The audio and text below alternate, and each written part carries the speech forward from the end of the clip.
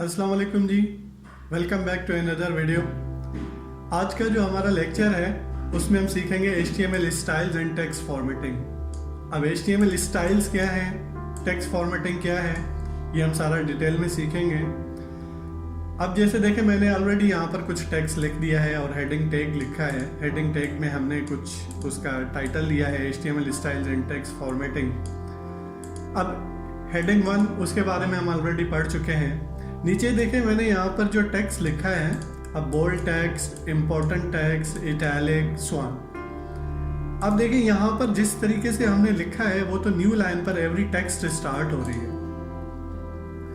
ये new line पर है, this one is on new line, this one is on new line. But जो हमें रिजल्ट यहाँ पर मिल रहा है वो देखें, हमें रिजल्ट मिल रहा है कि ये सारे एक साथ ही लिखे हुए हैं। अब हम चाह रहे हैं कि जैसे हमने यहाँ पर लिखा है ये सारे न्यू लाइन पर हैं, एवरी टेक्स्ट जो है वो न्यू लाइन पर स्टार्ट हो रही है, तो यहाँ पर हमें ऐसा रिजल्ट क्यों नहीं मिल रहा?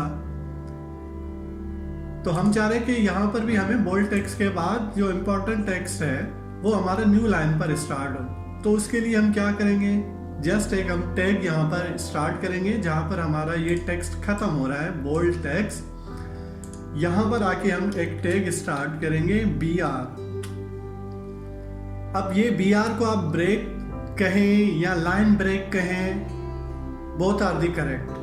अब ब्रेक मतलब यहाँ पर ये जो हमने खाली टेक्स्ट लिखा है उसके बाद हमने BR टैग यूज किया है, तो इसके बाद ये क्या करेगा, इस लाइन को ब्रेक कर देगा और उसके बाद जो भी टेक्स्ट लिखा हुआ होगा वो नेक्स्ट लाइन पर आएगा। अब रिजल्ट को हम देखते हैं, रिजल्ट कैसे मिल रहा है। यहाँ पर हम क्या करेंगे, इसको करेंगे सेव, फाइल सेव, रिफ्रेश करेंगे तो हमें देखें ये जो रिजल्ट मिला बोल्ड टेक्स्ट, उसके बाद जो भी टेक्स्ट हमने लिखा है वो सारा न्यू लाइन पर आ रहा है। तो मतलब BR टैग के स्टार्ट करने से वहां से लाइन क्या हो गई, ब्रेक हो गई। तो ऐसे ही जो है ये हमारे सारे टेक्स्ट लिखे हुए हैं, इनके एंड में हम क्या करेंगे, BR टैग हम यूज करेंगे तो वो सारे न्यू लाइन पर आ जाएंगे। यहाँ पर हम ऐड करते हैं, सब में कॉपी करके इन सबको हम पेस्ट करते हैं। अब देखें इसको हम सेव करेंगे। सेव करने के बाद जैसे ही रिफ्रेश करेंगे तो जैसे यहाँ पर हमारा टेक्स्ट लिखा हुआ है सेम रिजल्ट हमें यहाँ पर मिला है।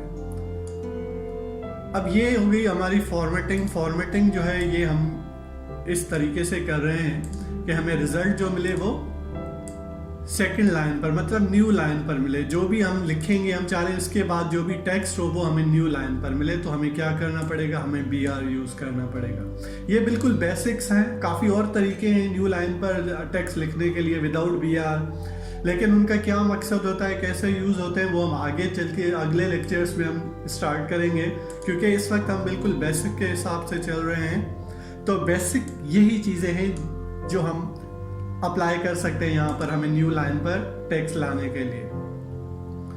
तो इस वक्त जो है हम फिलहाल यूज कर रहे हैं टेक्स्ट फॉर्मेटिंग। ये जो हमारा BR टैग है ये हमारा टेक्स्ट फॉर्मेटिंग की डोमेन में आ रहा है। टेक्स्ट इस HTML स्टाइल्स जो हैं वो भी हम इसके साथ साथ ही आगे चल के हम सीखेंगे ये, लेकिन फिलहाल हम फोकस कर रहे हैं टेक्स्ट फॉर्मेटिंग पर।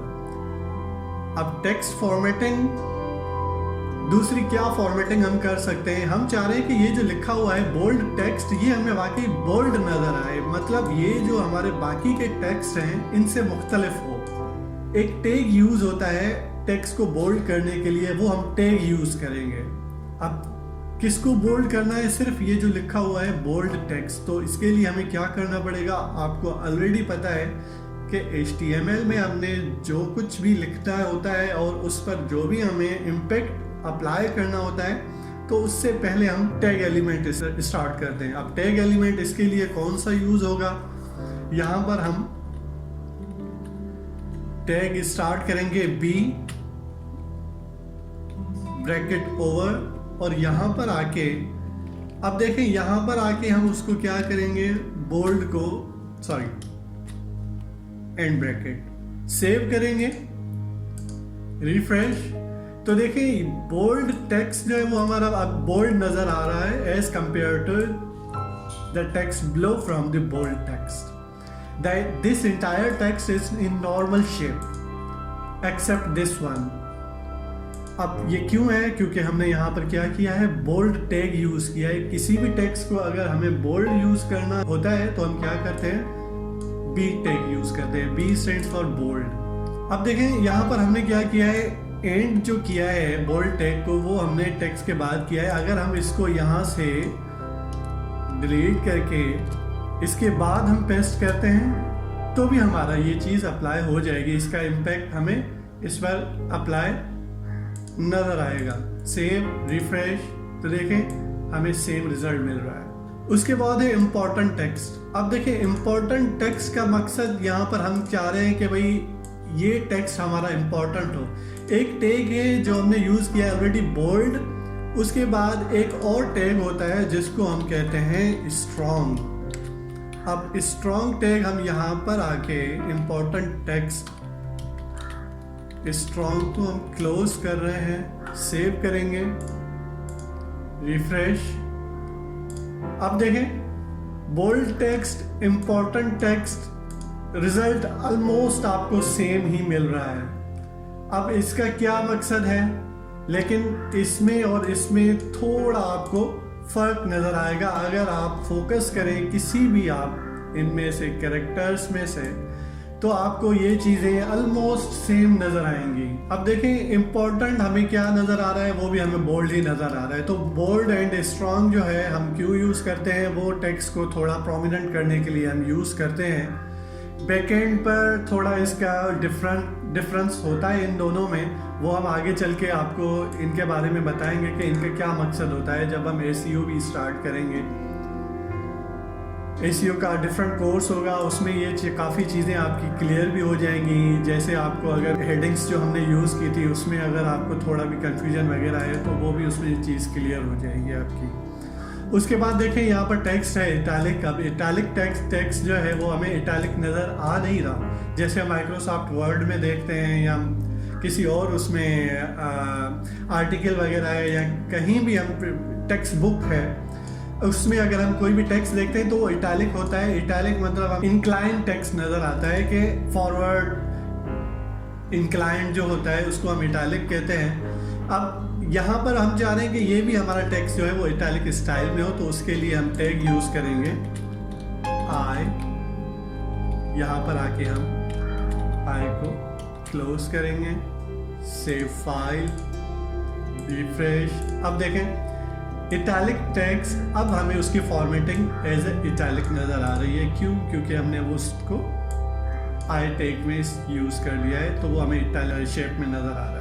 उसके बाद है मार्क टेक्स्ट। अब मार्क टेक्स्ट का क्या मकसद है, अब जैसे हम किसी भी टेक्स्ट को, अब जैसे हम अपने नोट्स बनाते हैं, नोट्स में हम किसी पूरे पैराग्राफ या एक लाइन को या एक थोड़े वर्ड्स को हम क्या करते हैं, हाईलाइट कर देते हैं। तो हाईलाइट करने के लिए हम क्या करेंगे, तो हम चाह रहे हैं कि ये हाईलाइटेड हो, तो इसको हम क्या करेंगे, इसके लिए टैग यूज होता है मार्क। मार्क को हम यहाँ पर आके क्लोज करेंगे तो वो हमारा हाईलाइटेड टेक्स्ट शो होगा, सेव। अब देखिए मार्क टेक्स्ट जो है वो हमें क्या है, हाईलाइटेड नजर आ रहा है। अब उसके बाद है स्मॉल। स्मॉल के लिए हम क्या करें, जैसे बोल्ड है, हम चाह रहे हैं कि ये हमें दूसरे टेक्स्ट के निस्बत जो है ये हमें स्मॉल नजर आए, तो हम क्या करेंगे, उसके लिए स्मॉल टैग यूज करेंगे। यहाँ पर आके हम स्मॉल को क्लोज करेंगे, सेव। वो हमें टेक्स्ट, बाकी टेक्स्ट से वो क्या होगा, स्मॉलर टेक्स्ट नजर आएगा।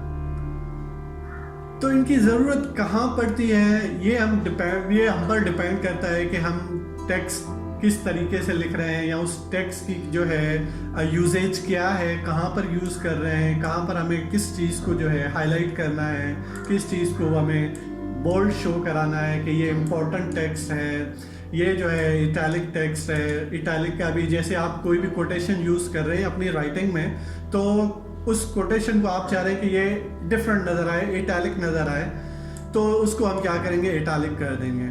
अगर हम किसी चीज़ को हाईलाइट कराना चाह रहे हैं कि यूज़र जो है हमारा इस पैराग्राफ को जब रीड करे तो ये टेक्स्ट उसको एज ए इम्पोर्टेंट लगे, इस वजह से हम उसको क्या कर देंगे, हाईलाइटेड कर देंगे।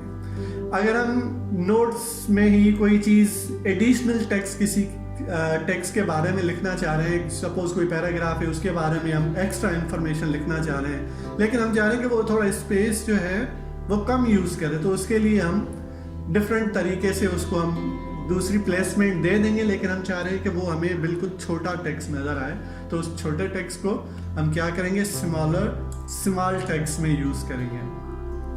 समटाइम्स ऐसे भी होता है कि एक पैराग्राफ है, हम चाह रहे हैं कि भाई कोई पैराग्राफ हो और उस पैराग्राफ में टेक्स्ट लिखा हुआ हो, लेकिन यूज़र को हम ये बताएं कि ये चीज़ यहाँ पर हमने डिलीट की हुई है, पहले ये चीज़ लिखी हुई थी, अब न्यू चीज़ हमने लिखी है।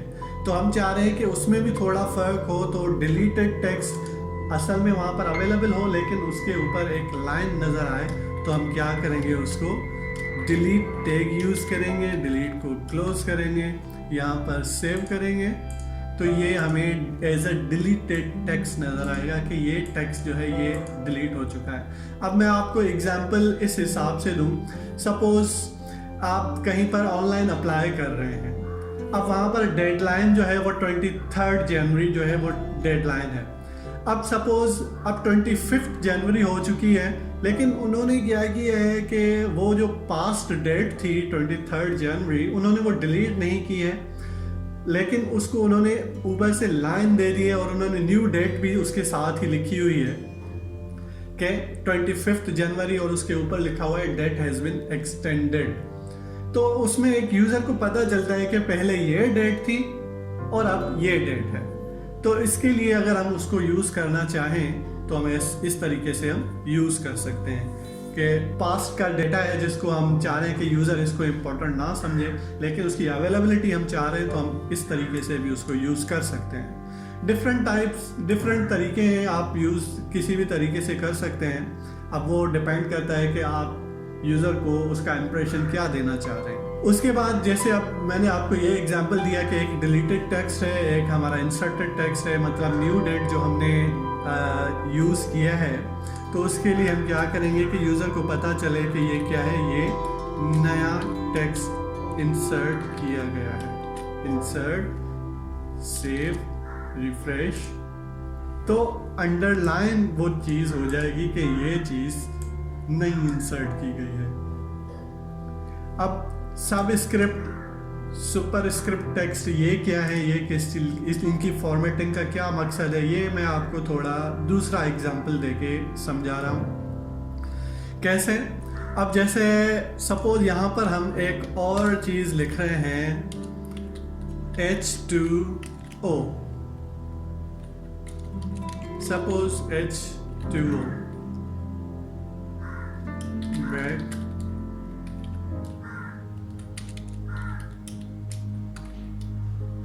उसके बाद हम लिख रहे हैं 5 और हम चाह रहे हैं कि ये इसका स्क्वायर हो। या जैसे अब आज जो है 23 डेट है, ठीक है, जनवरी 2021। अब यहाँ पर देखें, हम आके जैसे इसको सेव करेंगे, सेव, रिफ्रेश, अब देखें सब script text, super script text, इसका क्या मकसद है। अब हम चाह रहे हैं कि ये जो 2 है, जैसे हम फार्मूला H2O यूज़ करते हैं, हम चाह रहे हैं कि ये 2 जो है ये इन बाकी H2O से, यहाँ पर बाय मिस्टेक हम 0 लिखा है, यहाँ पर O लिख रहे हैं, सेव।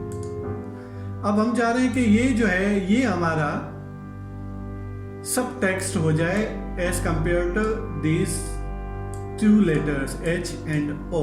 तो हम क्या करेंगे, यहाँ पर 2 पर आके SUB सबस्क्रिप्ट और 2 के बाद हम उसको सबको क्लोज करेंगे, सेव, रिफ्रेश करेंगे।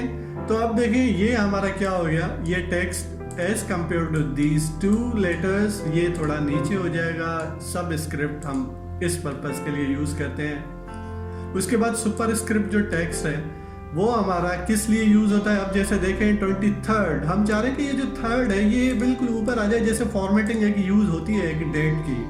तो उसके लिए हम क्या करेंगे, जो थर्ड लिखा हुआ है जो RD है, तो हम उसको क्या करेंगे, यहां पर आके लिखेंगे सुपरस्क्रिप्ट। तो ये हमारा क्या हो जाएगा, रिफ्रेश 23rd। तो 23rd जो है ये हमारा यूज हो जाएगा थोड़ा सुपरस्क्रिप्ट टेक्स्ट के हिसाब से। तो जी ये थी हमारी टेक्स्ट फॉर्मेटिंग HTML में। अब किस चीज़ के लिए हम किस पर्पस के लिए यूज़ करते हैं वो भी मैंने आपको जो है डिस्क्राइब किया है यहाँ पर। इसी हम लेक्चर को कंटिन्यू करेंगे जिसमें हम सीखेंगे HTML स्टाइल्स। तो इंशाल्लाह मिलते हैं अगले वीडियो में, तब तक के लिए अल्लाह हाफिज़।